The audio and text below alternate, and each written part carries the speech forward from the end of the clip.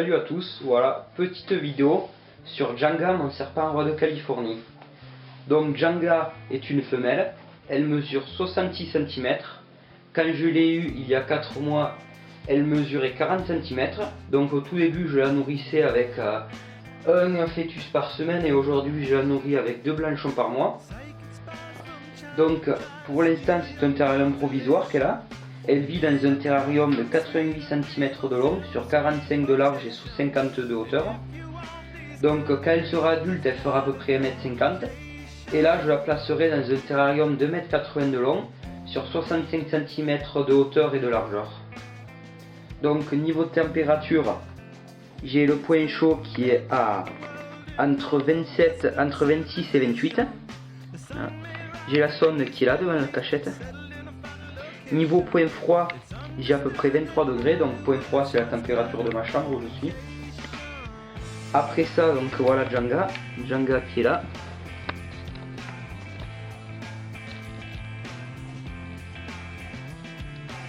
Donc niveau cachette, j'ai ce gros trône, donc ça lui fait une cachette point froid parce qu'elle peut passer au-dessous et se cacher. Donc sur ce gros tronc, j'ai placé de la mousse que j'ai trouvée en forêt et que j'ai désinfecté. Donc quand elle est à mue, j'humidifie vachement la mousse et ça lui fait un peu comme une boîte à mue, elle se met à l'intérieur et ça l'aide à muer. Après ça, j'ai donc une cachette Exoterra niveau point chaud. Alors, donc j'ai une cachette Exoterra niveau point chaud. J'en ai une autre ici.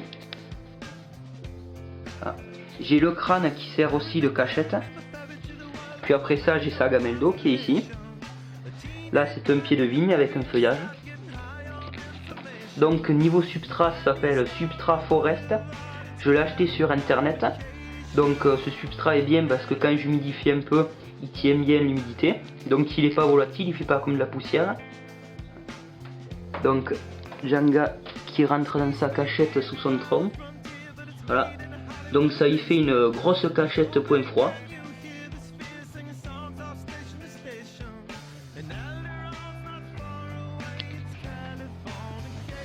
Donc niveau éclairage, j'utilise une ampoule UVB, donc bien sûr c'est une très vieille ampoule, elle a 6 ans, donc elle n'émet plus du tout d'UV, c'est en plus une ampoule Exoterra, donc ça vaut rien, et elle éclaire toujours, donc ça me sert d'éclairage pour elle.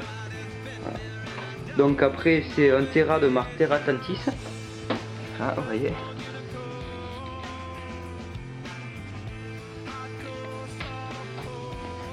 Elle a encore une autre cachette ici pour entre le point chaud et le point froid.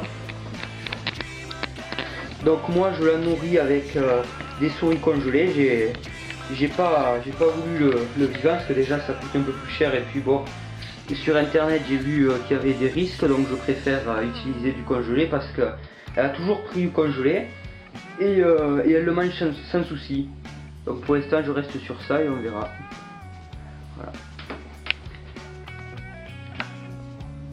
Donc en bas je la nourris dans un bac comme ça. Hop. Je la nourris dans ce bac, exactement celui-là.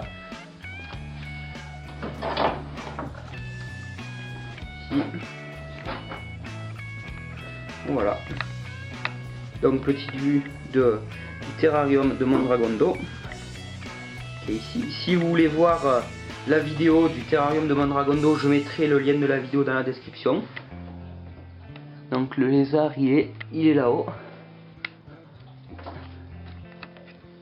Il est là.